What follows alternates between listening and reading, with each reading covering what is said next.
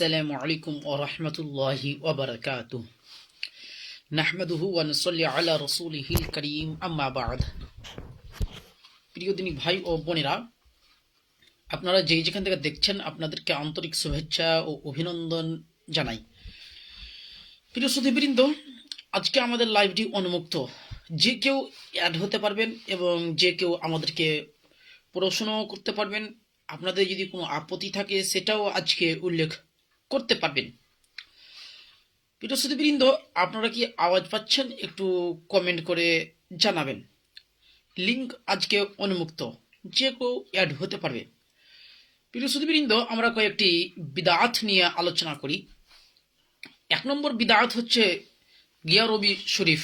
এগুলো হচ্ছে বিদআত, অর্থাৎ গিয়ারবি শরীফ বলা হয় মানে সালের আপনার 11 তারিখে আপনার নির্দিষ্ট করে সাদকায়ে জারিয়া করা, কিংবা আপনি 11 তারিখকে খাস করে নেবেন যে এটা হচ্ছে গিয়ারবি শরীফ। এই যে 11 তারিখে খাস করে নিলেন, যেন আব্দুল কাদের জিলানির জন্য, আরো এছাড়াও অনেকের জন্য খাস করে নিলেন, এগুলো হচ্ছে আপনার বিদআত, এগুলো হচ্ছে নাজায়েজ। এগুলো ইসলামের মধ্যে এর কোনো ভিত্তি নেই। ইসলামে এর কোনো ভিত্তি নেই। কেন? ইবাদত খাস করা যায় না, ইবাদত নিজের পক্ষ থেকে খাস করা যায় না। খাস করবে কে?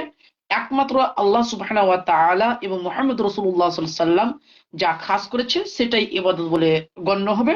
যেটা আপনি দেখতে পারেন শারহুল আকীদাত তাহাওয়িয়া দেখতে পারেন, যে আপনার 593 পৃষ্ঠা। এছাড়াও আল্লামা সাতিব আল ইতিসাম দেখতে পারেন, প্রথম খণ্ড 212 পৃষ্ঠা। আসসালামু আলাইকুম ওয়া রাহমাতুল্লাহি ওয়া বারাকাতুহু। আখতারুল হাসান ভাই। ওয়ালাইকুম আসসালাম ওয়া রাহমাতুল্লাহি ওয়া বারাকাতুহু। কেমন জি, আছেন? ভালো আছেন ভাই? আলহামদুলিল্লাহ, আপনি কেমন আছেন? আলহামদুলিল্লাহ, আমি অনেক ভালো। তো আমার প্রশ্নে আজকে আপনার প্রশ্নের কোনো আছে কি? মানে হ্যাঁ, করেন। প্রশ্ন আচ্ছা, করতে পারেন প্রশ্ন। আমার প্রশ্ন হচ্ছে একটাই, যে আমার বাড়ি হচ্ছে রঘুনাথগঞ্জ, মুর্শিদাবাদ, ঠিক আছে? আচ্ছা আচ্ছা তো এখানে এমন আরেকটা নতুন ফিরকা টাইপের বের হয়েছে, ঠিক আছে? এদের দাবি হচ্ছে যে ঈসা আলাইহিস সালাম চলে এসেছেন, দিল্লিতে আছে। তো তাদের কিছু মানুষ আছে যে আমাদের গ্রামে দাওয়াত দিয়ে বেড়াচ্ছে আচ্ছা যে ঈসা আলাইহিস আচ্ছা সালাম চলে এসেছে, চলেন আমরা বায়াত নিয়ে আসি। আচ্ছা তো এই বিষয় নিয়ে আপনি কিছু বলেন।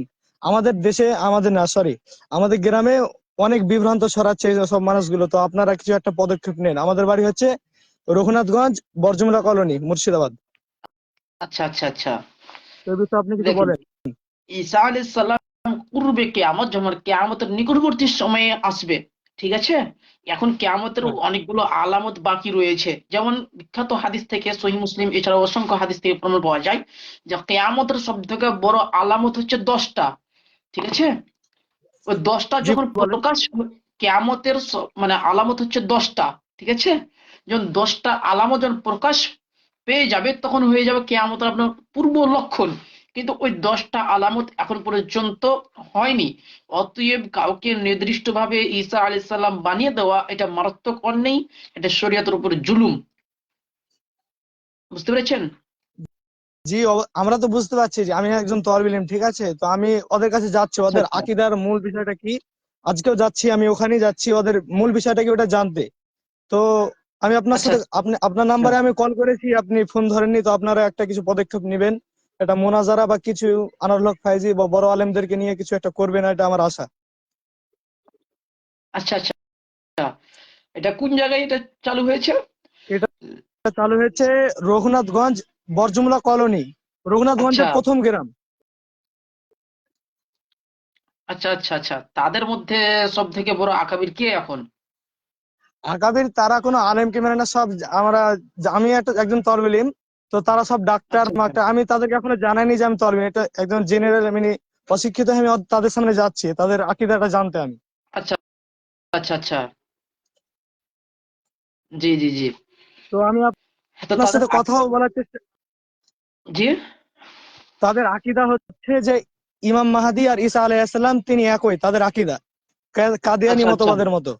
আচ্ছা আচ্ছা জি, আপনারা হয়তো এই বিষয়ে হয়তো জানেন না, এটা তো মানে সম্পূর্ণ এই কাদিয়াদের ফিতনাটা নিকট এসে চলে জানেন গেছে। না হয়তো। আর অনেক অনেক বিষয় এই আছে, আমি ফিতনা আজকে সম্পর্কে হয়তো আমি ওদের এখনো অবগত আকীদাটা হইনি। আজকে কমপ্লিট হবে। আচ্ছা। তো শুনেন, আমি আপনার সাথে কথা বলবো, আপনি আমার ফোনটা ধরবেন, জি জি ঠিক জি আছে? জি আমি অবশ্যই। বিষয়টা জেনে জি আমি জি জি। আপনার সাথে কথা বলবো। তো আমি আপনার হোয়াটসঅ্যাপে আমার নাম আক্তারুল হাসান, আমি আপনার সাথে এসএমএস করবো, ঠিক আছে? আমি জেনে এসে আপনি অবশ্যই আমার কলটা ধরবেন, ঠিক আছে? আচ্ছা আচ্ছা আমি আচ্ছা। এখন রাখছি, আমি ওখানেই যাচ্ছি এখন, জি জি জি জি জি। জি জি। ঠিক আছে? ঠিক আছে, আমি আচ্ছা বের হচ্ছি তাহলে। আচ্ছা ঠিক আছে, জানতে পারলে আমাদেরকে বিস্তারিত জানাবেন ইনশাআল্লাহ। জি জি জি। ইনশাআল্লাহ আমার কাছে সম্পূর্ণ রেকর্ডিং আছে, আজকেও রেকর্ডিং করবো ইনশাআল্লাহ। আচ্ছা আচ্ছা আচ্ছা ইনশাআল্লাহ, তাহলে আচ্ছা, আমাকে বিস্তারিত জানাবেন পরে। জি। জি জি জি। আসসালামু আলাইকুম, রাখছি তাহলে, আমি গেলাম, ওখানে গেলাম। জি জি জি ঠিক আছে। ওয়ালাইকুম আসসালাম ওয়া রাহমাতুল্লাহি ওয়া বারাকাতুহু। হ্যাঁ প্রিয় দর্শক মণ্ডলী, আজকে মানে যে কেউ অ্যাড হতে পারবেন, লিংক অনমুক্ত, যে কেউ অ্যাড হয়ে আমাদের সাথে আলোচনা করতে পারবেন। হ্যাঁ, তো ভাইটার আপত্তি হলো কি, যে মানে কিছু সংখ্যক মানুষ দাবি করছে যে ঈসা আলাইহিস সালাম চলে এসেছে। এটা সম্পূর্ণ একটা ভ্রান্তমূলক ধারণা। মনে রাখবেন, কিয়ামতের পূর্ব লক্ষণ হচ্ছে, আপনার সবচেয়ে বড় আলামত হচ্ছে 10টি, যেটা সহিহ মুসলিম হাদিস নাম্বার আপনার 2901 নম্বর হাদিস। এছাড়াও অসংখ্য গ্রন্থে হাদিসটি বর্ণিত হয়েছে, যে হুযায়ফা বিন উসাইদ আল গেফারি রাদিয়াল্লাহু তাআলা আনহু তিনি স্পষ্টভাবে বলেছেন, ইত্তালা আন নবী সাল্লাল্লাহু আলাইহি সাল্লাম আলাইনা ওয়া নাহনু নাতাযাকার, যে আমরা আলোচনা করছিলাম, সারমর্ম বলছি, যে হুযায়ফা রাদিয়াল্লাহু তাআলা আনহু বলছেন যে আমরা সাহাবায়ে কেরাম রাদিয়াল্লাহু তাআলা আনহুম এক অপরে আলোচনা করছিলাম। ফাকালা মা তাযকুরুনা, অতঃপর রাসূলুল্লাহ সাল্লাল্লাহু আলাইহি সাল্লাম আমাদেরকে বললেন, তোমরা কি নিয়ে আলোচনা করছো? ক্বালু, তখন আমরা সমস্ত সাহাবায়ে কেরাম রাদিয়াল্লাহু তাআলা আনহুম বললাম, নাযকুরুস সাআ, আমরা কিয়ামত নিয়ে আলোচনা করছি, কিয়ামত কখন সংঘটিত হবে এই নিয়ে আলোচনা করছি। ইন্নাহা লান তাকুমা হাত্তা তারাউনা হাত্তা তারাও ক্বাবলাহা আশরা আয়াতিন, তখন রাসূলুল্লাহ সাল্লাল্লাহু আলাইহি ওয়াসাল্লাম বললেন, যতক্ষণ পর্যন্ত 10টা আলামত প্রকাশ না হবে, যতক্ষণ পর্যন্ত 10টা আলামত সাধারণ মানুষের মধ্যে প্রকাশ না হয়ে যাবে, ততক্ষণ পর্যন্ত কিয়ামত হবে না। স্পষ্ট রাসূল সাল্লাল্লাহু আলাইহি সাল্লাম বলে দিয়েছে। এক নম্বরে যেটা আল্লাহ নবী সাল্লাল্লাহু আলাইহি সাল্লাম বলেছেন, ফাযাকারাত দুখান, দুখান আসবে, দুখান মানে ধোঁয়া, একটা ধোঁয়া বের হবে, আল্লাহ নবী সাল্লাল্লাহু আলাইহি সাল্লাম বলেছেন। তারপরে 2 নম্বরে বলেছেন ওয়া দাজ্জাল, দাজ্জাল আসবে। ওয়া দাব্বা, দাব্বা আসবে। 3 নম্বরে দাব্বা একটা জানোয়ার, সেটা আসবে। ওয়া তুলু আশ-শামস মিন মাগরিবিহা, আপনার মাগরিব থেকে তথা পশ্চিম থেকে একটা আপনার পশ্চিম থেকে সূর্য উদয় হবে, পশ্চিম থেকে সূর্য উঠবে। তারপরে রাসূল সাল্লাল্লাহু আলাইহি ওয়াসাল্লাম বলছেন ওয়া নুজুলা ঈসা ইবনে মারইয়াম, যে ঈসা আলাইহিস সালাম আসবে। অর্থাৎ আল্লাহ রাসূল সাল্লাল্লাহু আলাইহি ওয়াসাল্লাম কিভাবে ভাগ করলেন দেখেন। এক নম্বর ভাগ করলেন দুখান আসবে। এক নম্বরই আল্লাহ রাসূল সাল্লাল্লাহু আলাইহি ওয়াসাল্লাম উল্লেখ করছে সহিহ মুসলিমের হাদিস, যে দুখান আসবে, মানে দুখান মানে একটা ধোঁয়া, ধোঁয়া একটা বের হবে, আপনার ধোঁয়াতে মানুষকে ঘেরে নিবে, একটা ধোঁয়া বের হবে। তারপরে রাসূল সাল্লাল্লাহু আলাইহি ওয়াসাল্লাম বলছেন দাজ্জাল, দাজ্জাল আসবে। এখনো দাজ্জাল আসেনি, এখনো ধোঁয়া আসেনি। আর মানে আপনার ঈসা আলাইহিস সালাম চলে এসেছে, এটা সম্পূর্ণ ভুল ধারণা।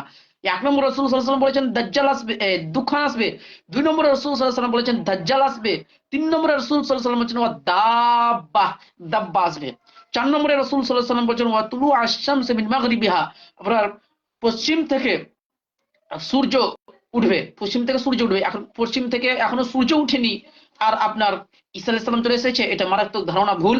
তারপরে রাসূলুল্লাহ সাল্লাল্লাহু আলাইহি ওয়াসাল্লাম 5 নম্বরে বলছেন ওয়া নুজুল ঈসা ইবনে মারইয়াম, ঈসা বিন মারইয়াম আলাইহিস সালাম মানে আগমন করবে।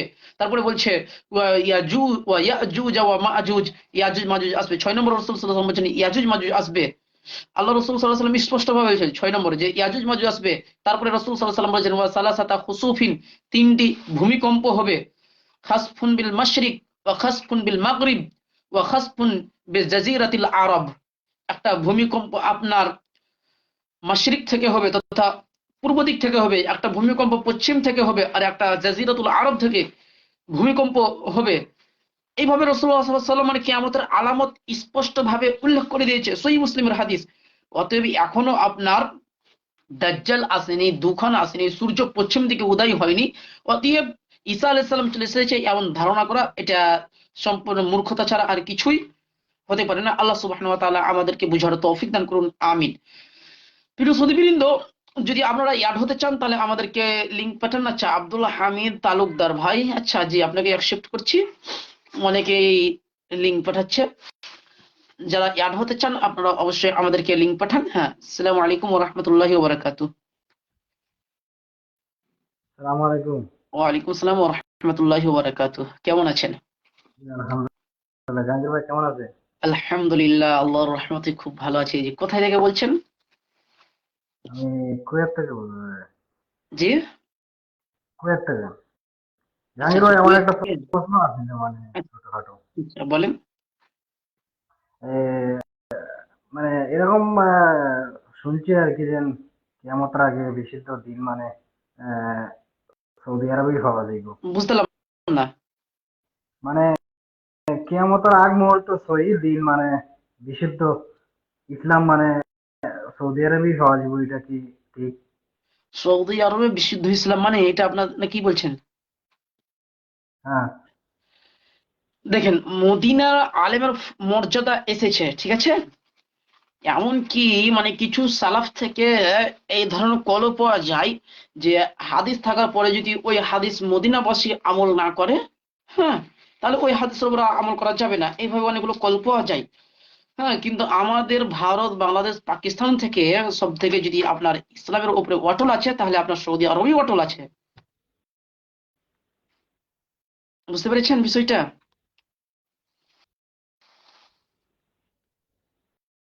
হ্যাঁ, বুঝতে পেরেছি। জি জি জি। আচ্ছা আচ্ছা, বলেন। আর আর আরেকটা প্রশ্ন আছে, মানে ইয়ের মানুষের ইমান বাড়ে, ইমান কি বাড়ে কমে? জি, ইমান বাড়ে এবং কমে, ঠিক আছে। ইমান বাড়েও কমে, এটা সহিহ বুখারী পড়লেই আপনি মানে বুঝতে পারবেন। সহিহ বুখারীর পড়লেই আপনি এই বিষয়টা স্পষ্ট ফুটে উঠবে যে ইমান বাড়ে এবং কমে। বেশি নয়, কিতাবুল ইমান যদি অধ্যায়টা পড়া যায়, তাহলে সেখান থেকেই মানে পেয়ে যাবেন। তাছাড়া পবিত্র কোরআন সূরা আনফাল আয়াত নম্বর 2 এ আল্লাহ সুবহানাহু ওয়া তাআলা স্পষ্ট ভাবে বলেছেন, ইন্নামাল মুমিনুনা আল্লাযিনা ইযা যুকিরাল্লাহু ওয়াজিলাত কুলুবুহুম। মুমিন তো তারাই, যখন আল্লাহ সুবহানাহু ওয়া তাআলা জিকির আজকার করা হবে, তখন তাদের অন্তর কেঁপে উঠবে। ওয়াইজা তুলিয়াত আলিম আয়াতুহু, আর যখন আল্লাহ সুবহানাহু ওয়া তাআলার আয়াতগুলো তাদের সামনে পড়া হবে, পাঠ করা হবে, তো জাদাতহুম ঈমানাও ওয়া আলা রাব্বিহিম ইয়াতাওয়াক্কালুন। জাদাতহুম ঈমানা, তাদের ঈমান বৃদ্ধি হয়ে যাবে, তাদের ঈমান বেশি হয়ে যাবে। ওয়া আলা রাব্বিহিম ইয়াতাওয়াক্কালুন, এবং তারা আল্লাহ সুবহানাহু ওয়া তাআলার উপর ভরসা করবে। তো এই আয়াত থেকে স্পষ্ট প্রমাণ পাওয়া যায় কি এখানে জাদাত শব্দটি এসেছে। জাদা মানে হচ্ছে আপনার বেড়ে যাওয়া। তো মানে এই আয়াত থেকেও স্পষ্ট প্রমাণ পাওয়া যায় যে ঈমান বাড়ে, এবং অন্য হাদিস থেকেও প্রমাণ পাওয়া যায় যে ঈমান কমে। যখনই আপনি আল্লাহ সুবহানাহু ওয়া তাআলাকে স্মরণ করবেন, অন্তর কেঁপে উঠবে, কোরআন মাজিদের আয়াত আপনার সামনে পেশ করা হবে, তখন আপনার ঈমান বৃদ্ধি হয়ে যাবে। তো ঈমান বাড়ে এবং কমে। এক ধরনের মানুষের দাবি হচ্ছে যে ঈমান বাড়ে না এবং কমে না, তাদেরকে মুরজিয়া বলা হয়। বুঝতে পেরেছেন তো? বুঝতে পেরেছি, মানে ইমাম আবু হানিফার কাছে মানে বাড়ে না হ্যাঁ, কমে এরকম। জি জি। ইমাম আবু হানিফা থেকে কিছু মত পাওয়া যায় যে ইমাম আবু হানিফা রাহমাহুল্লাহ বলেছেন ঈমান বাড়ে নাও এবং ঈমান কমে নাও, এ ধরনের মন্তব্য পাওয়া যায়। এটা কোরআন হাদিসের বিরোধী হইল না? এটা সম্পূর্ণ কোরআন হাদিসের বিপরীত, একদম মানে সূরা আনফালেরও বিপরীত। এবং সহিহ বুখারীতে ইমাম বুখারী রাহমাহুল্লাহ এটাই সাবিত করেছে যে ঈমান বাড়ে এবং কমে। সহিহ বুখারী কিতাবুল ঈমানটা পড়লে আপনি জায়গায় জায়গায় পাবেন, এবং বাজুন নাস বলে হানাফিদেরকে রদ করেছে সহিহ বুখারীতে। আচ্ছা আচ্ছা, জিনিসটা জি জি জি। ক্লিয়ার হইলো। আচ্ছা, আর আর কিছু আরেকটা প্রশ্ন আছে? প্রশ্ন আছে। আচ্ছা, বলেন। হ্যালো। হ্যাঁ, বলেন। শুনতে পাচ্ছি হ্যালো। ভাই, আপনি বলেন। হ্যাঁ, শুনতে পাচ্ছি, আপনি বলেন। জি জি, শুনতে পাচ্ছি আপনি। আচ্ছা, ভাইটা চলে গেল, যাই হোক। আচ্ছা, আর যদি কেউ অ্যাড হতে চান তাহলে অ্যাড হতে পারেন এবং আমাদেরকে পড়াশোনা করতে পারেন। আজকে উন্মুক্ত লাইভ চলছে, যে কেউ অ্যাড হয়ে আমাদেরকে পড়াশোনা করতে পারেন। ইনশাআল্লাহ দলিল ভিত্তিক জবাব দেওয়া হবে। দলিল ভিত্তিক জবাব দেওয়া হবে ইনশাআল্লাহ, যে কেউ অ্যাড হতে পারেন। এবং আপনাদের নিয়ে করে একটা আবদার যে আপনারা লাইভটি বেশি বেশি করে শেয়ার করবেন। এখনই আপনারা লাইভটি বেশি বেশি করে শেয়ার করে দেন, যাতে করে অন্য কেউ অ্যাড হতে পারে। তো অবশ্যই লাইভটি আপনারা বেশি বেশি করে শেয়ার করবেন। আচ্ছা, শাহিদুল। আচ্ছা আচ্ছা, ঠিক আছে, আপনি ওয়েটিং এ আছেন, আপনাকে নিয়ে আসছি। আপনি ওয়েটিং এ আছেন, আপনাকে নিয়ে আসছি ইনশাআল্লাহ।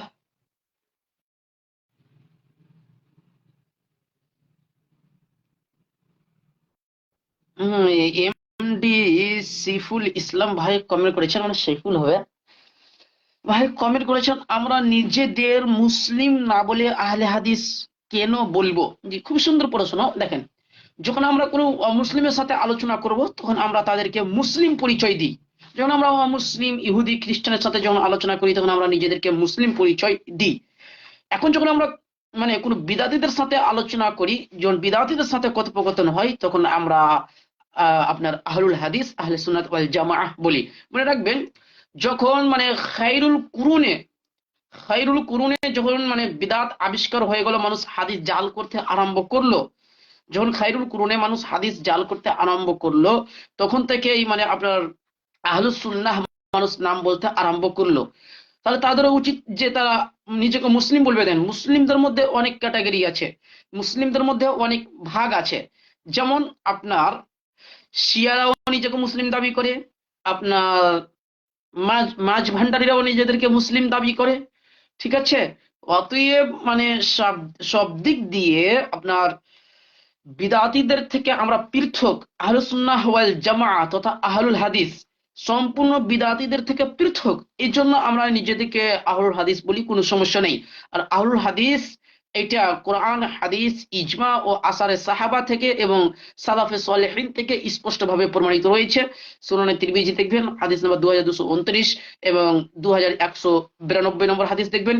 এছাড়াও আপনি শরফ আসহাবিল হাদিস দেখবেন পৃষ্ঠা নম্বর 6। এছাড়াও অসংখ্য গ্রন্থে আহলুল হাদিস নামটি এটা প্রমাণিত, কোনো অসুবিধা নেই। এখন একটা আপত্তি কিছু মানুষ করতে পারে যে আপনার আহলুল হাদিস এরা আহলুস সুন্নাহ নয়, এটা আপনি দাবি করতে পারেন। এর জবাবও আমি নিজের পক্ষ থেকে দেবো না। শেখ আব্দুল কাদির জিলানী রাহমাহুল্লাহ গুনিয়াতুত তালিবিন পৃষ্ঠা নম্বর 166-তে স্পষ্ট বলে দিয়েছেন, ওয়ালা ইসমুল্লাহুম ইল্লা ইসমুল ওয়াহিদুন, অর্থাৎ আহলে সুন্নাতের একটাই নাম, সেটা হচ্ছে আসহাবুল হাদিস তথা আহলুল হাদিস, স্পষ্টভাবে ঘোষণা করে দিয়েছে। অতএব আহলুল হাদিস বলেন কিংবা আপনি আহলুস সুন্নাহ ওয়াল জামাআহ বলেন, কোনো অসুবিধা নেই। যেমন উদাহরণ দিলে একটা বুঝতে পারবেন, যখন আমি ভারতবর্ষে আছি তখন আমাকে যদি কেউ জিজ্ঞাসা করে কোথায় থেকে এসেছো, তখন আমি বলবো যে আমি পাকুড় থেকে এসেছি। যখন আমি মানে আপনার ঝাড়খণ্ডে যখন কেউ আমাকে জিজ্ঞাসা করবে কোথায় থেকে এসেছো, আমার রাজ্য হচ্ছে ঝাড়খণ্ড, যখন আমাকে কেউ ঝাড়খণ্ড থেকে জিজ্ঞাসা করবে কোথায় থেকে এসেছেন, তখন আমি বলবো পাকুড় জেলা থেকে এসেছি। যদি আমাকে কেউ ঝাড়খণ্ডের বাইরে কেউ জিজ্ঞাসা করে কোথায় থেকে এসেছেন, তখন আমি বলবো ঝাড়খণ্ড থেকে এসেছি। যখন মানে ঝাড়খণ্ডের বাইরে যখন অন্য রাজ্যের লোক আমাকে জিজ্ঞাসা করবে কোথায় থেকে এসেছেন, তখন আমি বলবো না ঝাড়খণ্ড থেকে এসেছি। আবার যখন ঝাড়খণ্ডের মধ্যে জিজ্ঞাসা করবে কোথায় থেকে এসেছেন, তখন বলবো আপনার পাকুড় থেকে এসেছি। আবার যখন পাকুড় জেলার মধ্যে যখন আমাকে কেউ জিজ্ঞাসা করবে কোথায় থেকে এসেছেন, তখন আমি স্পষ্টভাবে বলবো মনিরামপুর থেকে এসেছি। ঠিক অনুরূপ যখন আমাকে কোনো অমুসলিম জিজ্ঞাসা করবে যে আপনার পরিচয় কি, তখন আমি স্পষ্টভাবে ঘোষণা করব যে আমার পরিচয় হচ্ছে আমি মুসলিম। যখন কোনো মুসলিম আমাকে জিজ্ঞাসা করবে আপনার পরিচয় কি, তখন আমি মুসলিমকে স্পষ্টভাবে বলতে পারবো আমরা হচ্ছে আহলুস সুন্নাহ ওয়াল জামাআহ তথা আহলুল হাদিস। এর মধ্যে কোনো সন্দেহ নেই। আশা করছি উদাহরণটা বুঝতে পেরেছেন। আচ্ছা, ভাইটি আরেকটি কমেন্ট করেছেন যে আহলে হাদিসরা 19 ভাগে বিভক্ত, এটা কতটা যৌক্তিক? যে এটা সম্পূর্ণ ভুল ধারণা। আহলুল হাদিসরা 19 ভাগে বিভক্ত নয়। ইতিপূর্বে এর জবাব আমি সম্ভবত আব্দুল গাফফার, যে আপনার ফেজদা তুরুত নাকি পেজ আছে, ওই পেজে আলোচনা করে, ওই আব্দুল গাফফারকে এর জবাব দিয়েছি। তিনি খুব হাতে নাতে ধরা খেয়েছিল, আপনারা দেখেছেন। তো যাই হোক, এটারও জবাব দিয়ে দিই। দেখেন, আহলুল হাদিসরা মূলত আপনার 19 দলে বিভক্ত নয়। এর জবাব যদি দিতে পবিত্র কোরআন থেকে দেওয়া যায়, পবিত্র কোরআনে আল্লাহ সুবহানাহু ওয়া তাআলা স্পষ্টভাবে বলেছেন, সূরা আল ইমরান 3 নম্বর সূরার আপনার 104 নম্বর আয়াতে আল্লাহ সুবহানাহু ওয়া তাআলা বলেছেন, ওয়াল তাকুম, তোমাদের মধ্যে মিনকুম উম্মাহ, এমন একটা দল থাকা দরকার, এমন একটা উম্মাহ থাকা দরকার, ইয়াদউনা ইলাল খায়র, যারা মানুষকে ভালোর দিকে আহ্বান করবে, ওয়া ইয়ামুরুনা বিল মা'রুফ, যারা মানুষকে কল্যাণের দিকে আহ্বান করবে, ভালো কাজের দিকে আহ্বান করবে, ওয়া ইয়ানহাউনা আনিল মুনকার, মন্দ কাজ থেকে বিরত রাখবে, ওয়া উলাইকা হুমুল মুফলিহুন, এরাই হচ্ছে সফল ব্যক্তি। তো এই আয়াতে কি বলা হচ্ছে, উম্মাহ এমন একটা দল থাকা দরকার। তো আহলুল হাদিস মানে আপনার 19 ভাগে বিভক্ত নয়, বরং আহলুল হাদিস একটা মানে যারা 19 ভাগ করছেন এরা মূলত 19 ভাগ বিভক্ত নয়। এরা একটা ধরেন উম্মাহ, একটা সংগঠন করেছে যে আমরা সকলেই মিলে আপনার দাওয়াতি কাজ করব। দেখবেন যদি আপনি বলেন যে আহলুল হাদিসরা 19 ভাবে বিভক্ত, এটা সম্পূর্ণ ভুল ধারণা। দেখবেন কোন আহলুল হাদিস যদি আপনি 19 ভাগে বিভক্ত করেছেন, ওই 19 ভাগের বিভক্তর মধ্যে কোন একটা আহলুল হাদিস এক অপরকে কিন্তু কাফির ফতোয়া দেয় না। তার মানে এখান থেকে বুঝে নিতে হবে যে আহলুল হাদিসরা মূলত 19 ভাগে বিভক্ত নয়। এক নম্বর ক্লিয়ার কথা। যেমন আপনি হানাফি, দেওবন্দি এবং বেরেলভিদের মধ্যে দেখতে পাবেন, দেওবন্দিরা আপনার বেরেলভিদেরকে কাফের বলছে, আবার দেওবন্দিরা বেরেলভিদেরকে কাফের বলছে, আর বেরেলভিরা দেওবন্দিদেরকে কাফের বলছে। তারা ভুরি ভুরি প্রমাণ পাবেন। এই যে জাল হাক বইটাই আপনারা পড়লে পেয়ে যাবেন, জাল হাক বইয়ে। এবং ইরফানের শরিয়াত ওই বইটা দেখি, হ্যাঁ ওইটা। আচ্ছা, ইরফানের শরিয়াত এই বইটা পড়লেও আপনারা দেখতে পাবেন এই বইয়ে দেওবন্দীদেরকে আপনার কাফের ফতোয়া দেওয়া হয়েছে। এই বইয়ে দেওবন্দীদেরকে কাফের ফতোয়া দেওয়া হয়েছে। চলুন কিছু আমি নমুনা আপনাদেরকে দেখাচ্ছি, কিছু নমুনা আপনাদেরকে দেখাচ্ছি, তাহলে এখান থেকে বুঝতে পারবেন, এখান থেকে বুঝতে পারবেন যে আহলুল হাদিসরা মানে বিভক্ত ওরিস দলের না কারা বিভক্ত। আচ্ছা, একটু বুঝতে পারবেন, আমি বের করছি পৃষ্ঠা নম্বর 35। আচ্ছা, একটু বের করলে আপনি বুঝতে পারবেন। চলুন দেখাচ্ছি, আমি দেখাচ্ছি, তাহলে একটু দেখালেই বুঝতে পারবেন। দেখেন, মূলত দলে দলে বিভক্ত হচ্ছে আপনার হানাফিরা। তার দেখেন, একই মায়ের দুই সন্তান দেওবন্দি এবং বেরেলভি। দেখেন, ইরফানের শরিয়াত লেখক হচ্ছে আলা হযরত ইমাম আহমদ রেজা খান বেরেলভি সাহেব, ও প্রকাশক মুসলিম বুক ডিপো থেকে, স্টার মার্কেট 5 তলা মসজিদের সামনে, কালিয়াচক মালদা। কালিয়াচক মালদা থেকে এখানে নম্বর দেওয়া রয়েছে, নম্বরটাও দেখতে পাচ্ছেন, ফোন করে নেবেন। দেখেন আপনার পৃষ্ঠা নম্বর 35-এ কি লিখছেন, দেখেন পৃষ্ঠা নম্বর 35 মাসআলা নম্বর আপনার 84 লিখছে। দেখেন, দেওবন্দি আকাবিরিন সম্পর্কে পরিষ্কার বলা হয়েছে, যে ব্যক্তি তাদের কাফের হওয়া সম্পর্কে সন্দেহ করবে সেও কাফের হয়ে যাবে। মানে শাক্কা ফি কুফরিহিম ফাকাদ কাফার। অর্থ, যে ব্যক্তি তাদের কাফের হওয়ার ব্যাপারে সন্দেহ পোষণ করবে সেও কাফের সাব্যস্ত হবে। হুসামুল হারামাইন স্পষ্ট ভাবে লিখে রয়েছে, মানে এখান থেকে স্পষ্ট ভাবে বলে দিল যে দেওবন্দিরা আপনার কাফের। যদি এখন কেউ অস্বীকার করে যে দেওবন্দিরা কাফের নয়, তাহলে লেখকের ভাষা অনুযায়ী তারাও কাফের হয়ে যাবে। তাহলে দেখেন দলে দলে বিভক্ত কারা, তারা। আর এইটা বইটা দেখতে পাচ্ছেন, এই বইটা আপনার রেজবিয়াত বেরেলভিয়াত, রেজবি বেরেলভি মতাদর্শ পোস্টমর্টেম রিপোর্ট, মৌলানা মুফতি মোহাম্মদ শামসুর রহমান কাসেমি, ইনি একজন দেওবন্দি। মানে বইটা লিখেছে এই বইয়ের বিপক্ষে, এই বইটির বিপক্ষে এই বইটি লেখা হয়েছে, জাল হাকের বিপক্ষে এই বইটি লেখা হয়েছে। এবং আরো অনেক অনেক বই রয়েছে, মালফুজাত, এছাড়াও আরো অনেক বই রয়েছে বেলভিদের, সেই বইগুলোর বিপক্ষে এই বইটি লিখেছেন। লেখক হচ্ছে আপনার মেমারি মাদ্রাসার শিক্ষক, এই যে মোহাম্মদ শামসুর রহমান কাসেমি, মেমারি মাদ্রাসার শিক্ষক। এটা দেওবন্দীদের মাদ্রাসা, কোনো আহলুল হাদিসের মাদ্রাসা নয়। এখানে আপনারা দেখতে পাবেন যে এখানে স্পষ্ট ভাবে লেখা রেখেছে যে আপনার দেওবন্দিরা, যে আপনার বেরেলভিদেরকে এই বইয়ে স্পষ্ট ভাবে লিখে রেখেছে, আপনি রেজবি বিদাতীদের দলভুক্ত হতে চাইলে তার পথ একটাই, আপনি নিজে ছাড়া আর সকলকে কাফের মুরতাদ বলে দৃঢ়ভাবে বিশ্বাস করুন।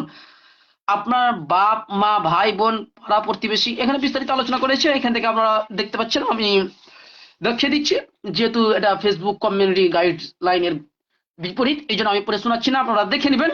যেখানে যেখানে আমি দাগ দিয়ে রেখেছি ওটা দেখে নিন। তারপরে আমি মানে যেটা নিকৃষ্ট ভাষা রয়েছে সেটা আমি বলবো না, ওটা আপনারা দেখে নেবেন। দেখেন কি লিখছে, না দেওবন্দীদের নামাজ না তাদের পিছনে নামাজ হবে যদি ওই ব্যক্তি ঘটনাক্রমে জুমা ও ঈদের নামাজের ইমাম হয়।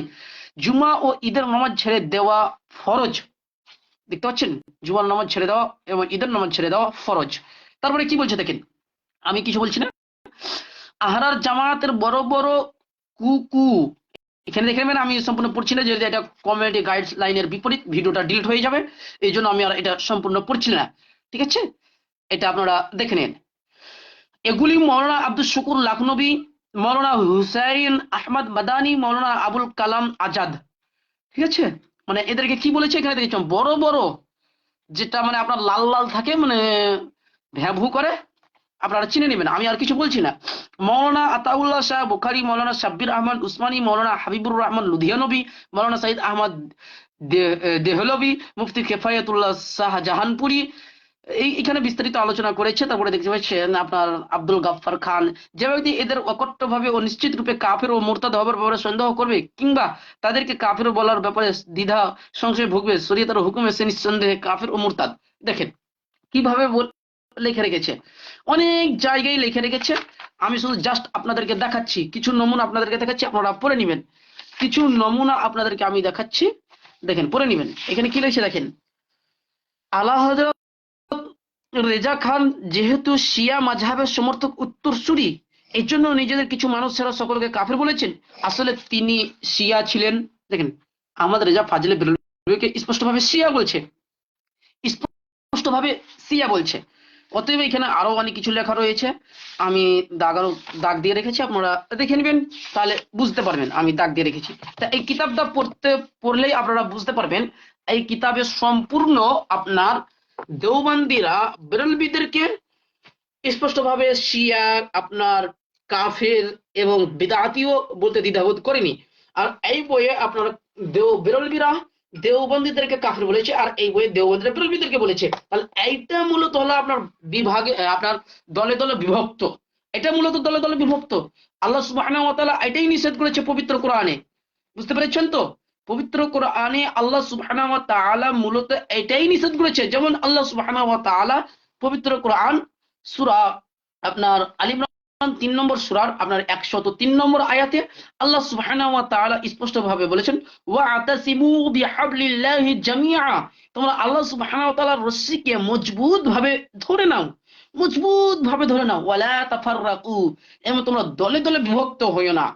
এখানে মূলত এই দলগুলো থেকে বিভক্ত হতে নিষেধ করা হয়েছে, যে এক অপরকে কাফের ফতোয়া দেওয়া, এক অপরকে মানে আপনি বিদাতি ফতোয়া দিয়ে দিবেন, এইগুলো থেকে নিষেধ করা হয়েছে। তাহলে যদি আপনি ধরেন প্রকৃতপক্ষে আমরা হানাফিরাই দলে দলে বিভক্ত, আর আহলুল হাদিসের কথা আপনি যেটা বলেন ১৯ দলে বিভক্ত, এটা নয়। আহলুল হাদিস এটা একটা উম্মাহ, যেটা কোরআন মাজিদে স্পষ্টভাবে ঘোষণা হয়েছে। সূরা আলে ইমরানের ১০৪ নম্বর আয়াত, যে ওয়ালতাকুম মিনকুম উম্মাহ, তোমাদের মধ্যে এমন একটা দল থাকা দরকার, এমন একটা উম্মাহ থাকা দরকার। তো আহলুল হাদিসের মূলত একটা সংগঠন করেছে, যে আমরা সকলে একত্রিত হয়ে আমরা এই দাওয়াত দিব, এটা বলা হয় একটা দল, সংগঠন। তো এটা না যায়, এর কিছুই নাই। আশা করছি আপনার জবাবটা দীর্ঘক্ষণ পর্যন্ত আলোচনা করলাম, আলহামদুলিল্লাহ। আশা করছি আপনি বুঝতে পেরেছেন। তারপরে একজন ভাই কমেন্ট করেছে, আব্দুল মকিম মুল্লা ভাই কমেন্ট করেছেন, পাকিস্তানের বক্তা ইঞ্জিনিয়ার মোহাম্মদ আলী মির্জার থেকে কি ইলম নেওয়া যাবে? তিনি কি আহলে হাদিস? দেখেন, আপনি ইলম কার কাছ থেকে নিবেন কি নিবেন না, এটা আপনার উপর নির্ভর করে। কোনটা সঠিক কোনটা বেঠিক, যদি আপনি এটা বুঝতে পারেন কোনটা ঠিক কোনটা বেঠিক, তাহলে আপনি সবার কাছ থেকে ইলম নিতে পারেন। সবার কাছ থেকে আপনি ইলম নিতে পারবেন যদি আপনি বুঝতে পারেন যে ইনি এটা সঠিক বলছে, দলিল ভিত্তিক আলোচনা করছে, সঠিক বলছে, আপনি বুঝতে পেরে নিলেন, তাহলে আপনি সবার কাছ থেকে ইলম নিতে পারবেন। সেই বিদাতি হোক না কেন, তার কাছ থেকেও আপনি ইলম নিতে পারবেন। আর যদি আপনি বুঝতে পারছেন যে না, ইনি মানে ইনারা আমার কোনটা সঠিক বলছে কোনটা বেঠিক বলছে আমি ধরতে পারছি না, তাহলে আপনি যার তার কাছ থেকে আপনি ইলম গ্রহণ করতে পারেন না, যার তার কাছ থেকে আপনি ইলম গ্রহণ করতে পারবেন না। ১ নম্বর গেল। ২ নম্বর হচ্ছে যে, আরেকটা এখানে কথা স্পষ্ট করে দিই, কোনো বিদআতি থেকে ইলম নেওয়া যাবে না। হিলয়াতুল আউলিয়া খুলবেন, আপনার ৮ খণ্ড ১০৩-৪ পৃষ্ঠা দেখবেন, সেখানে স্পষ্ট ভাবে রয়েছে। এবং সুনানুদ দারিমি খুলবেন, ৪০৯ নম্বর হাদিস খুলবেন, সেখানেও পেয়ে যাবেন। অর্থাৎ বিদাতিদের সাথে উঠা বসা করাই যাবে না। এখন ইলম আলী মির্জার কাছ থেকে নেওয়া যাবে কি যাবে না, এটা আপনার উপর নির্ভর করে। তারপরে আপনি শেষে আরেকটা প্রশ্ন করেছেন, তিনি কি আহলে হাদিস? জি, উনার কিছুদিন আগে আমি একটা বক্তব্য শুনছিলাম, উনি বলেছেন যে আমি আহলুল হাদিস নয়, উনি নিজেই বলেছে। উনি যখন নিজে স্বীকৃতি দিয়েছে যে আমি আহলুল হাদিস নয়, তাহলে তাকে আমি আহলুল হাদিস কিভাবে বলতে পারি? এছাড়াও হাফিজ জুবাইর আলী জাই রহমাহুল্লাহ তার থেকে সাবধান করেছে, হাফিজ জুবাইর আলী জাই রহমাহুল্লাহ তার থেকে সাবধান করেছে। এছাড়াও আপনার অনেকেই, যেমন কিফায়াতুল্লাহ সানাবিলি হাফিজাহুল্লাহ, এছাড়াও অনেকেই তার থেকে সাবধান করেছে। আশা করছি বুঝতে পেরেছেন। এ সম্পর্কে আমার নিজস্ব কোনো মতামত বলতে এটাই, যে যদি আপনি কোনটা সঠিক কোনটা বেঠিক যদি আপনি হতে পারেন, তাহলে আপনি যার তার বক্তব্য শুনতে পারেন, কোনো অসুবিধা নেই। আচ্ছা, সাইদুল জ্ঞান ভাই কমেন্ট করেছেন, আপনি ভালো আছেন? জি আলহামদুলিল্লাহ, আল্লাহর রহমতে খুব ভালো আছি, তবে একটু শরীর মানে সর্দি জ্বরের মধ্যে রয়েছে, দোয়া করবেন আল্লাহ যেন শেফা দান করে। আচ্ছা, আর যদি কেউ কোনো পড়াশোনা করেন তাহলে করতে পারেন, ইনশাআল্লাহ কোনো সমস্যা নেই। যদি কেউ অ্যাড না হতে পারেন তাহলে কমেন্টে আমাদেরকে পড়াশোনা করতে পারেন, ইনশাআল্লাহ কমেন্টে উত্তর দেওয়া হবে। কমেন্টেও পড়াশোনা করতে পারেন, ইনশাআল্লাহ উত্তর দেওয়া হবে। আশা করছি আপনারা আরো পড়াশোনা করবেন, কোনো সমস্যা নেই। ইনশাআল্লাহ দলিল ভিত্তিক আলোচনা হচ্ছে। আচ্ছা, আর কেউ কোনো পড়াশোনা করেছেন? আর আপনারা লাইভটি বেশি বেশি করে শেয়ার করে দিবেন। আচ্ছা, শহীদুল জ্ঞান, আপনি ওয়েটিং আছেন, আপনি অ্যাকসেপ্ট করেন। আপনি অ্যাকসেপ্ট করেন শহীদুল ভাই, আপনি অ্যাকসেপ্ট করেন।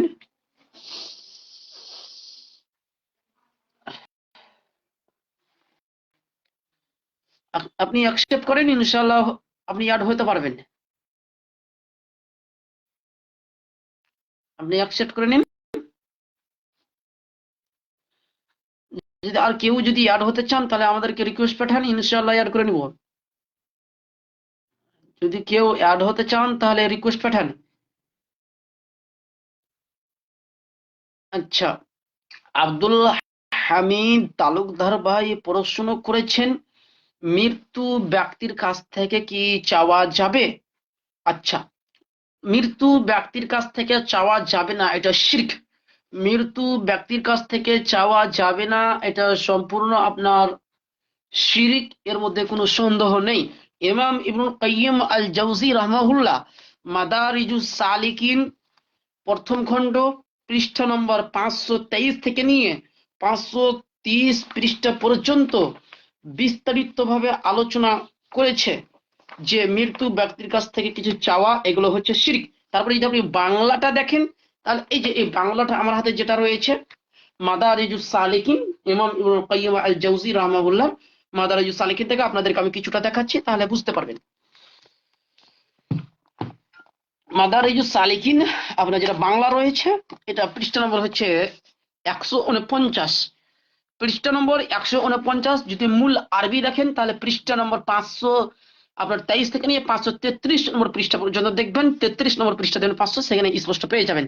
দেখেন ইমাম ইবনুল কাইয়িম আল জাওজি রাহমাহুল্লাহ কি বলছে দেখেন, এই প্রকার শিরকের মধ্যে অন্যতম হলো মৃত ব্যক্তিদের নিকট নিজের কোনো প্রয়োজন প্রার্থনা করা, তাদের কাছে সাহায্য চাওয়া এবং তাদের দিকে মনোযোগী হওয়া।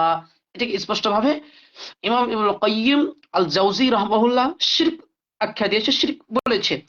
এটি হলো পৃথিবীবাসীর শিরকের মূল কারণ। মৃত্যু ব্যক্তির আমল বন্ধ হয়ে গিয়েছে, মানে মৃত্যু ব্যক্তির কাছ থেকে আপনি কি চাইবেন? মৃত্যু ব্যক্তি তো নিজের আমল বন্ধ হয়ে গিয়েছে। হাদিস আছে, ইজা মাতাল ইনসান, যখন মানুষ মারা যায়, ইন কাতা আনহু আমালহু, তখন তার সমস্ত আমল বন্ধ হয়ে যায়, ইল্লা মিন সালাসা, তবে তিনটি আমল এমন রয়েছে যা বন্ধ হয় না। সাদাকাতিন জারিয়া, সাদকায়ে জারিয়া, এবং নাফা বকশানে ওয়ালা ইলম, আপনার সুসন্তান আপনার জন্য দোয়া করবে, এই তিনটি আমল বন্ধ হয় না। বাদ বাকি যত আপনার আমল রয়েছে সব বন্ধ হয়ে যাবে। এটাই ইমাম ইবনুল কাইয়িম আল জাওজি রাহমাহুল্লাহ আপনার মাদারিজুস সালিকিন পৃষ্ঠা নম্বর আপনার 149 বলছে। এটি হলো পৃথিবীবাসীর শিরকের মূল কারণ। মৃত্যু ব্যক্তির আমল বন্ধ হয়ে গিয়েছে, সে তো নিজের জন্যই কোনো প্রকার লাভ ক্ষতির মালিক নয়। এটি তো অনেক দূরের ব্যাপার যে তার নিকট সাহায্য চাওয়া হবে, নিজের প্রয়োজন পূরণের জন্য তার কাছে প্রার্থনা করা হবে, অথবা প্রয়োজন পূরণের ব্যাপারে তার কাছে আল্লাহর নিকট সুপারিশ করার কথা বলা হবে। উপরোক্ত বিষয়গুলো হলো সুপারিশকারী যার জন্য সুপারিশ করা হয় এবং যার নিকট সুপারিশ করা হয় সে সম্পর্কে চরম অজ্ঞতার ফল। আশা করছি বুঝতে পেরেছেন। ইমাম ইবনুল কাইয়িম আল জাওজি রাহমাহুল্লাহ স্পষ্টভাবে ঘোষণা করে দিয়েছেন, মৃত্যু ব্যক্তির কাছ থেকে আপনি কিছু চাইতে পারেন না। আপনি মৃত্যু ব্যক্তির কাছ থেকে কিছু আপনি চাইতে পারেন না, এটা হয়ে যাবে আপনার এক প্রকারের শিরক। আশা করছি বুঝতে পেরেছেন। আচ্ছা, আর যদি কেউ কোনো পড়াশোনা করতে পারেন তাহলে কমেন্টে খুব তাড়াতাড়ি পড়াশোনা করুন, যেহেতু আমাদের আজানের সময় হয়ে আসছে, ইনশাল্লাহ উত্তর দেওয়া হবে।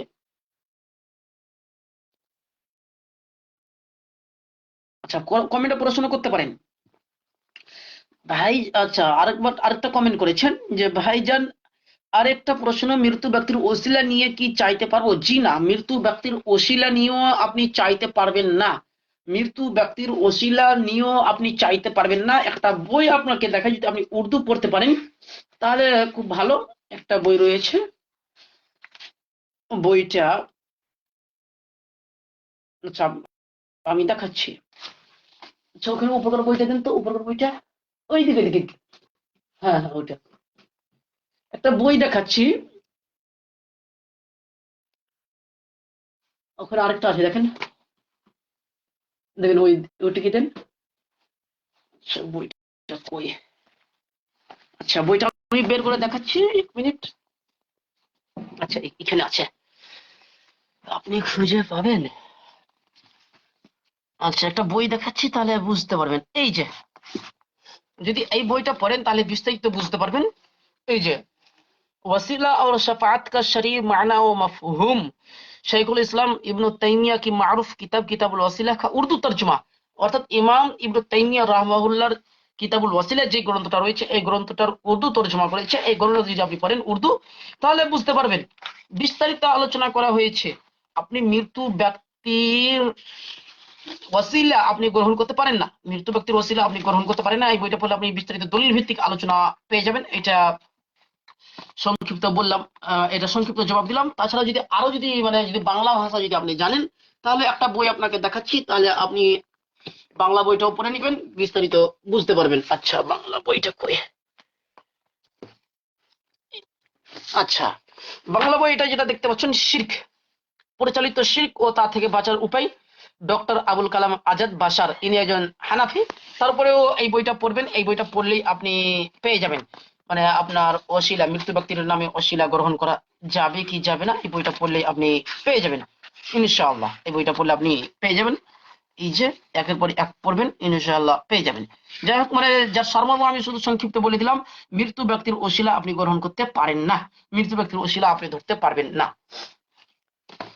আচ্ছা যাই হোক আশা করছি বুঝতে পেরেছেন।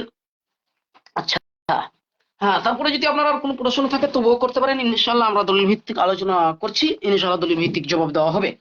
আচ্ছা শাকির হোসেন ভাই কমেন্ট করেছেন তাবলিগ জামাতে কবে আসবে, মানে বুঝতে পারলাম না, একটু বিস্তারিত বলেন। তাবলিগ জামাতে কবে আসবে মানে আমি না কে, একটু বিস্তারিত বলেন ভাই, একটু যদি বিস্তারিত বলেন তাহলে জবাব দিতে খুব সহজ হয়, অতএব একটু বিস্তারিত বলবেন। হ্যাঁ সাইদুল জ্ঞান ভাই বলছে অ্যাড হতে পারছি না ভাই, যে আপনাকে আমিও রিকোয়েস্ট পাঠিয়েছি, আপনি আর হচ্ছে না। আপনি ফেসবুক অফিসিয়াল যে অ্যাপসটা রয়েছে ওইটা আপনি মূলত আপডেট করেন, আপডেট করার পর আপনি আবার রিকোয়েস্ট পাঠান, ইনশাআল্লাহ অ্যাড করে নিচ্ছি। সোহেল শেখ, আচ্ছা 7:30 7:15, জি সময় হয়ে এসেছে, বেশিক্ষণ সময় নাই, মানে আজানের সময় হয়ে এসেছে। তারপরেও যদি কেউ কোনো কমেন্ট করেন কিংবা কোনো প্রশ্ন করেন তাহলে ইনশাআল্লাহ দলিল ভিত্তিক জবাব দেওয়া হবে। আচ্ছা করতে পারেন, আপনাকে আরেকবার রিকোয়েস্ট পাঠাচ্ছি, দেখি আসছে কিনা আপনার রিকোয়েস্ট।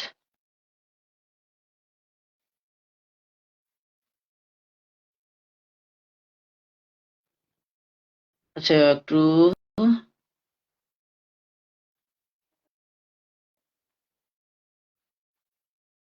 আচ্ছা মিনারুল শেখ ভাই কমেন্ট করেছেন নামাজের পর ইমামের সঙ্গে হাত তুলে দোয়া করা কি জায়েজ? জি এটা আপনার সম্পূর্ণ বিদআত। ফরজ সালাতের পর ইমাম মুক্তাদি উভয় হাত তুলে দোয়া করা হচ্ছে আপনার সম্পূর্ণ বিদআত। একটা বই দেখাচ্ছি তাহলে বুঝতে পারবেন, আমি নিজের পক্ষ থেকে বলবো না। এই বইটা দেখতে পাচ্ছেন ফাইজুল কালাম, আরবি বাংলা বিষয় ভিত্তিক হাদিস ফাইজুল কালাম, এই যে মুফতি মুফতি আজম আল্লামা ফাইজুল্লাহ রাহমাহুল্লাহ। আচ্ছা দেখে দিচ্ছি আমি, যে এই যে এই বইটা, এটা কোনো আহলুল হাদিসের বই নয়, এটা হানাফিদের বই, এটা কোনো আহলুল হাদিসের বই নয়। এই বইটা আপনি পড়বেন তাহলে দেখতে পাবেন এই বইয়ে লেখক লিখেছে, দেখেন লেখক কি লিখছে, দেখেন লেখক লিখছে আপনার এটা হাটহাজারী মাদ্রাসার পাঠ্য বই, একদম মাদ্রাসায় পড়া হয়, বইটা পড়ানো হয়। দেখেন হেডলাইন কি দিচ্ছে, দেখেন রফউল ইয়াদাইনি ফি দুআইন লাম ইয়াসবুত ফিহি রফউ বিদআতুন মুনকারাতুন, যে দুয়ায় হাত উঠানোর প্রমাণ নেই তাতে হাত উঠানো চরম বিদআত, চরম ভাবে বিদআত উল্লেখ করেছে। তারপরে কি বলছে দেখেন, এখানে ব্যাখ্যা ও শিক্ষা, এখানে হাদিস উল্লেখ করেছে, ব্যাখ্যা ও শিক্ষা দিচ্ছে। দেখেন নোট, যেসব দুয়ায় হাত উঠানো রাসূল সাল্লাল্লাহু আলাইহি ওয়াসাল্লাম কর্তৃক প্রমাণিত নয় সেসব দুয়ায় হাত উঠানো বিদআত, মানে যেসব দুয়া রাসূল সাল্লাল্লাহু আলাইহি ওয়াসাল্লাম থেকে হাত উঠানো প্রমাণিত নেই, সেই সব দোয়ায় হাত উঠানো একদম বিদআত। তারপর বলছেন উদাহরণস্বরূপ খানার পর রাসূল সাল্লাল্লাহু আলাইহি ওয়াসাল্লাম থেকে দোয়া প্রমাণিত আছে কিন্তু হাত উঠানোর প্রমাণ নেই। খানা খাওয়ার পর রাসূল সাল্লাল্লাহু আলাইহি ওয়াসাল্লাম থেকে দোয়া প্রমাণিত আছে কিন্তু হাত উঠানোর প্রমাণ নেই। অনুরূপ ভাবে আজানের পর মসজিদে প্রবেশ ও বের হওয়ার সময়, পায়খানায় প্রবেশ ও বের হওয়ার সময় রাসূল সাল্লাল্লাহু আলাইহি ওয়াসাল্লাম কর্তৃক দোয়া প্রমাণিত আছে কিন্তু হাত উঠানো প্রমাণিত নেই। প্রখ্যাত হাদিস বিশারদ আল্লামা তিবি রাহমাহুল্লাহ ইরশাদ করেন, ফরজ সালাত সময়ের পর দুয়ায় হাত উঠানো রাসূল সাল্লাল্লাহু আলাইহি ওয়াসাল্লাম কর্তৃক প্রমাণিত নয়, রাসূল সাল্লাল্লাহু আলাইহি ওয়াসাল্লাম থেকে প্রমাণিত নয়, অতএব এটি বিদআত। এখানে স্পষ্ট কি ঘোষণা করছে যে দুয়ায় হাত উঠানো প্রমাণ নেই তাতে হাত উঠানো চরম বিদআত। এখানে রাসূল সাল্লাল্লাহু আলাইহি ওয়াসাল্লাম থেকে ফরজ সালাতে বলে হাত তুলে দোয়া প্রমাণ নেই, অতএব এটা চরম বিদআত লেখকের মত অনুসারে। আপনার মুফতি আজম আল্লামা ফাইজুল্লাহ রাহমাহুল্লাহ লেখকের মত অনুসারে এটা চরম পর্যায়ের একদম বিদআত, এটা চরম পর্যায়ের একদম বিদআত। আরেকটা দলিল দেখাচ্ছি তাহলে বুঝতে পারবেন। আমি দলিলগুলো আরেকটা দেখে দিচ্ছি, আমি বেশি দলিল দেখাচ্ছি না, আমি কয়েকটা দলিল দেখাচ্ছি। এই যে এই বইটা দেখতে পাচ্ছেন ইখতিলাফে উম্মাত আর সিরাতে মুস্তাকিম, লেখক মৌলানা মোহাম্মদ ইউসুফ সাহেব লুধিয়ানবী, 103 পৃষ্ঠা খুলবেন, সেখানে দেখেন কি লিখছে দেখেন। चुनांचे हजरत सल्लल्लाहु अलैहि वसल्लम और साहबा और ताबीन से यह मानकुल नहीं है कि वो सुनन और नवाफिल के बाद इज्तिमाई दुआ करते हो। অতঃপর আল্লাহ রাসূল সাল্লাল্লাহু আলাইহি ওয়াসাল্লাম ও সাহাবা এবং তাবিঈন থেকে এটা প্রমাণিত নয় যে তারা আপনার সুন্নাত এবং নফল নামাজের পর इज्तिमाई सम्मिलितভাবে दुआ করেছেন। इसलिए हमारे यहाँ रिवाज है कि लोग सुन्नत नफल पढ़ने के बाद इमाम के इंतजार में बैठे रहते हैं। মানে এটা আমাদের মানে সমাজে রিওয়াজ হয়ে গিয়েছে যে তারা সুন্নাত নফল পড়ার পর ইমামের মানে সুন্নাত নফল পড়ার পর ইমামের মানে इंतजार করে, অপেক্ষা করে বসে থেকে। सुनन नवाफिल से फारिग होने के बाद इमाम दुआ करता है और लोग इस पर आमीन आमीन कहते हैं, ऐसा ही नहीं है। মানে সুনান নওয়াফিল পড়ার পর মানে ইমামের সাথে दुआ করে মানুষ आमीन आमीन बोले, এটা सही नहीं। अगर इत्तेफाकन किसी बुजुर्ग की दुआ में शरीक होने के लिए ऐसा हो जाए तो मुजाहिका नहीं, मगर इसकी आदत बना लेना बिदअत है, মানে এমনটি বানিয়ে নেওয়া बिदअत।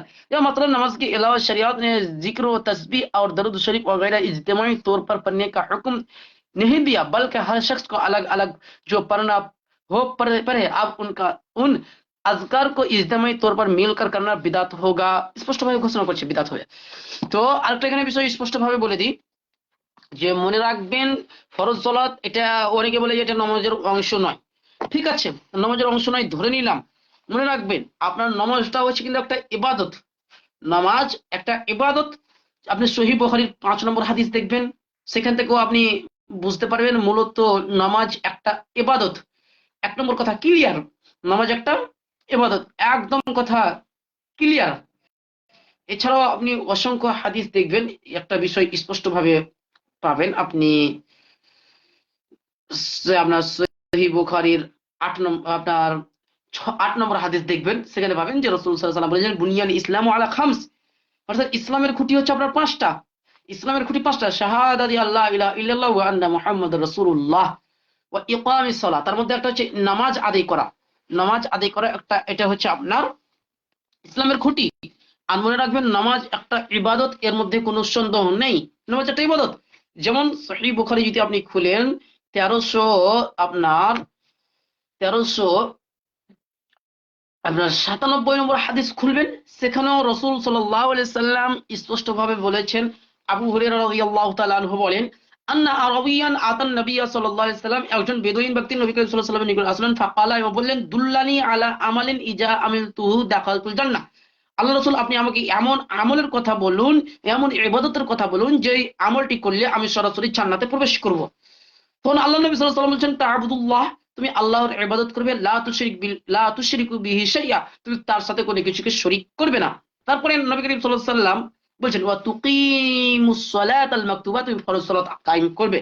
তো এই হাদিস থেকেও স্পষ্টভাবে প্রমাণ হয় আপনার ফরজ সালাত আদায় করা এটা একটা ইবাদত, স্পষ্ট কথা ক্লিয়ার।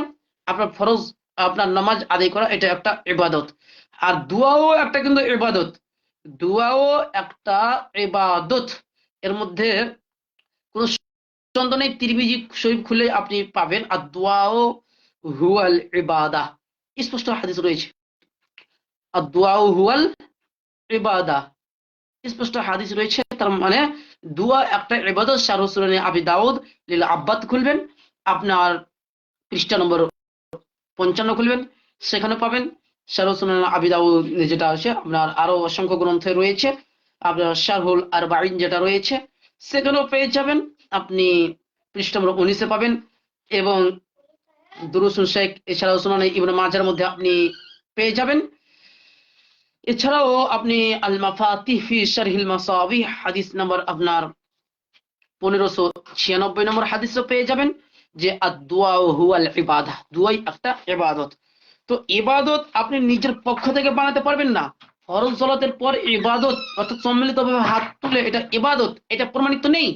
অতএব আপনি ইবাদত নিজের পক্ষ থেকে বানাতে পারবেন না। ইবাদত বানবে কার পক্ষ থেকে? আল্লাহ সুবহানাহু ওয়া তাআলার পক্ষ থেকে এবং রাসূল সাল্লাল্লাহু আলাইহি সাল্লামের পক্ষ থেকে ইবাদত হবে। নিজের পক্ষ থেকে ইবাদত হয় না। নিজের পক্ষ থেকে যদি আপনি ইবাদত বানান তাহলে সেটা হয়ে যাবে শরীআতের মধ্যে বিদআত, এটা হয়ে যাবে আপনার বাড়াবাড়ি। শরীয়তের মধ্যে অবশ্যই এটা বিদআত, এটা বাড়াবাড়ি। অতএব ফরজ সালাতের পর সম্মিলিতভাবে হাত তুলে দোয়া, এটা রাসূল সাল্লাল্লাহু আলাইহি সাল্লাম থেকে প্রমাণিত নয়। রাসূল সাল্লাল্লাহু আলাইহি সাল্লাম থেকে প্রমাণিত নয়। আচ্ছা, সাইদুল গান ভাই কমেন্ট করেছেন, ভাইজান মুফতি ইব্রাহিম কি আপনার সাথে, তাকে কি দেখতে পাবো?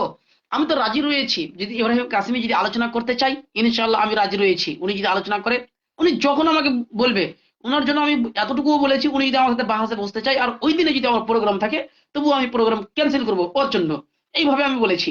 আর কতটুকু বলতে পারি বলেন? উনাকে তো আমি খুঁজে পাচ্ছি না।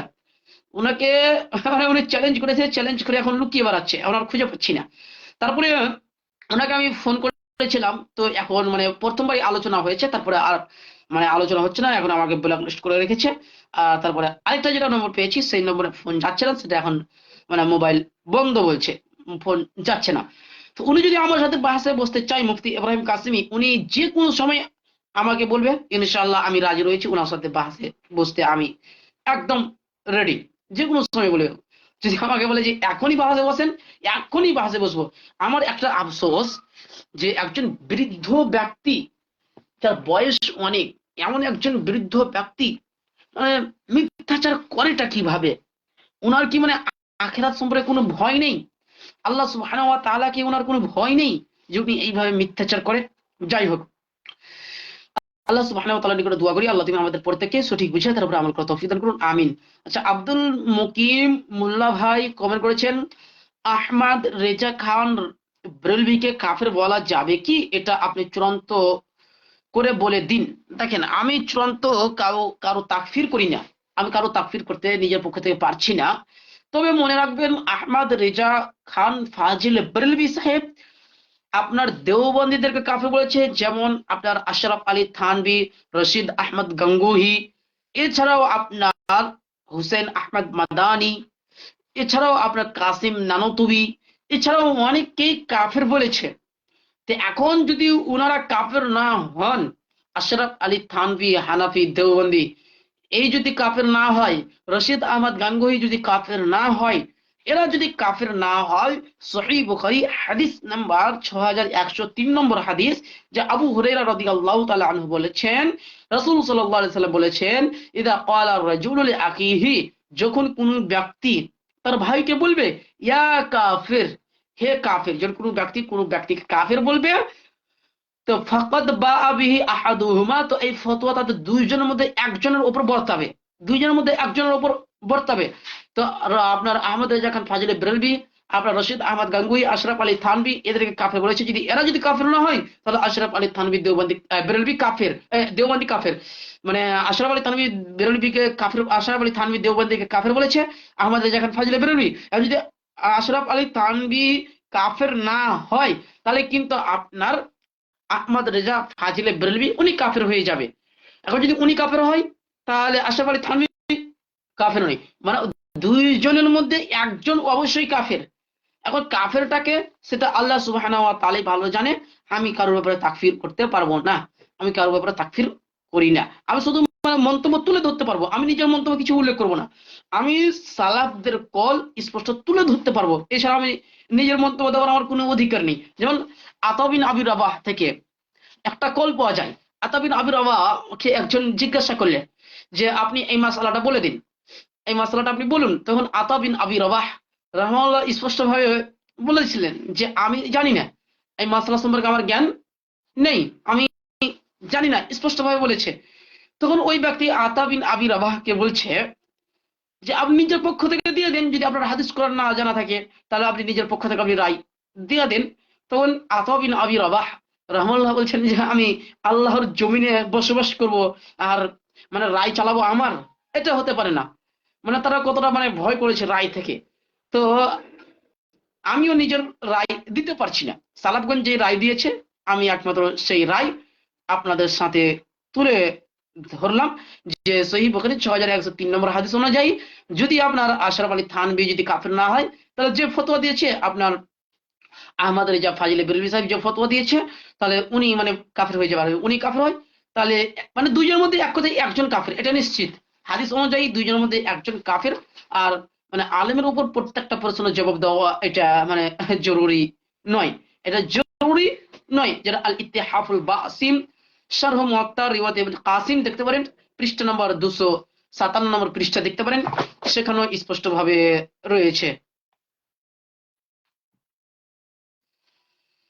আচ্ছা, যাই হোক, আশা করছি ইনশাআল্লাহ আপনারা অনেকটা বুঝতে পেরেছেন। ইনশাআল্লাহ আবার পরবর্তীতে লাইভে আসবো, যেহেতু আমাদের সময় শেষ হয়ে গিয়েছে, মাত্র আর 2টা মিনিট সময় রয়েছে আজান হতে, মানে 7:30টায় আজান, আপনার 7:30 আজান, মাত্র আর 2টা মিনিট সময় রয়েছে।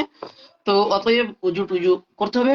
যাই হোক, আল্লাহ সুবহানাহু ওয়া তাআলার নিকটে দোয়া করি, হে আল্লাহ তুমি আমাদের প্রত্যেক ব্যক্তিকে সঠিক আমল করার তৌফিক দান করুন। আমি এখানে আরেকটা বিষয় ক্লিয়ার করে দিই যে প্রত্যেক ব্যক্তির মানে আলেমের উপর এটা জরুরি নয় যে সেই ব্যক্তি প্রত্যেক প্রশ্নকারীর আপনার উত্তর দিবে, প্রশ্নকারীর উত্তর দিবে, এটা তার উপর জরুরি নয়। ধরেন মানে এই ব্যবসাটা আমার জানা নেই, আর আপনি আমাকে জোর করে বলতে পারবেন না যে আপনাকে জবাব দিতেই হবে। হ্যাঁ, যদি আমার জানা থাকে স্পষ্ট ভাবে, যদি আমি জানি যে এই মশলাটা এটাই চূড়ান্ত, যদি আমি স্পষ্ট ভাবে জানি, তাহলে আলেম হলেও আমাকে এটা বাধ্যতামূলক আমাকে বলতে হবে। যেটা মিশকাতুল মাসাবিহ হাদিস নম্বর 223 নম্বর হাদিস দেখবেন, সেখান থেকেও স্পষ্ট ভাবে বুঝতে পারবেন। আশা করছি বুঝতে পেরেছেন। যাই হোক, আজান শুরু হয়ে গেছে। আল্লাহ সুবহানাহু ওয়া তাআলার নিকট দোয়া করি আল্লাহ আমাদের প্রত্যেককে সঠিক পথে পরিচালনা করার তৌফিক দান করুন। আমিন। আসসালামু আলাইকুম ওয়া রাহমাতুল্লাহি ওয়া বারাকাতুহু।